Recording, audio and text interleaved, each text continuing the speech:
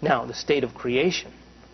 My definition of creation is when we forget about ourselves.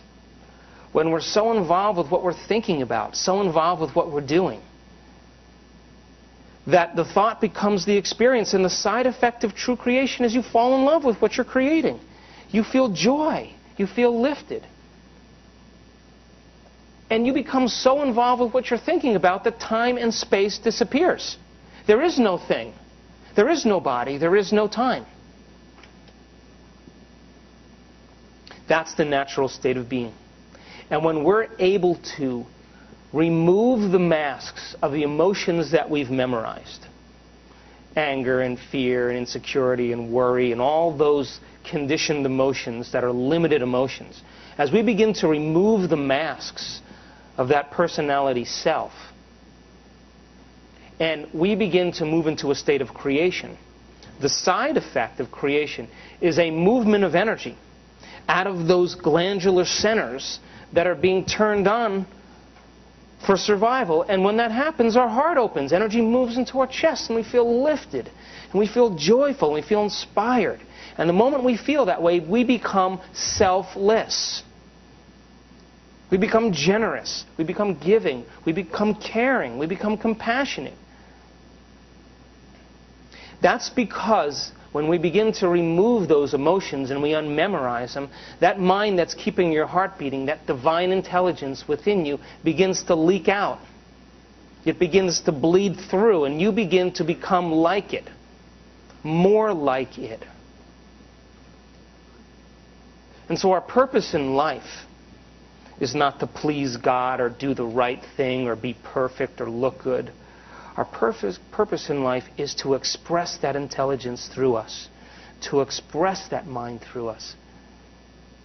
And we should look at the adversity in our life and the conditions in our life as an opportunity to see how we can use all that knowledge and philosophy, all that information we learned, how can we use that information to the circumstances and conditions in our life to navigate a greater end. Now, the brain wakes up for the first time, and it begins to reach outside of the familiar. The box of the brain, thinking in the box, there's no box in your brain. But the principle in neuroscience is that nerve cells that fire together wire together. So if you keep thinking the same thoughts and performing the same actions and feeling the same feelings for years on end, the repetition of that process over time causes gangs of neurons to hardwire into a finite pattern. We would say you're thinking in the box. And so someone says to you, Jesus Christ was married. You say, I can't really reach that one. No, it doesn't feel right. To think outside the box is to force the brain to fire in new sequences, in new patterns, in new combinations. And the ingredient that allows us to do that is information. It's knowledge. Because as we begin to add new stitches to the fabric of our very personality self, as we begin to add new circuits and new connections, that new bit of information and that new circuitry becomes the raw materials to make the brain work in new ways. And whenever we make the brain work in different ways, we just made a new mind. Mind is the brain in action, or the brain at work. And if we can make the brain work differently, we've just changed your mind.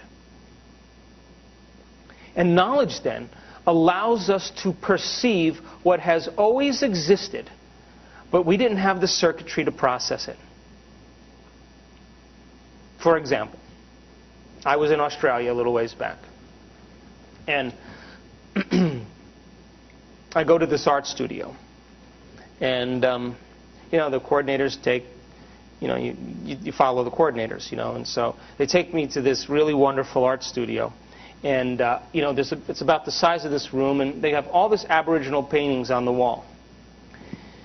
So I walk around the room in 10 minutes. I look at all the paintings, and I'm like, I'm done.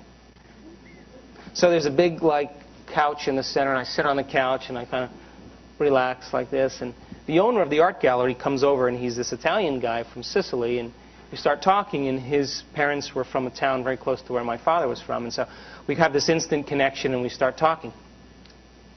And he says, do you know anything about Aboriginal art? I said, I know nothing about it. He said, you know, the Aboriginals were pretty cool people. You know, they had the ability to lift their consciousness above the horizon.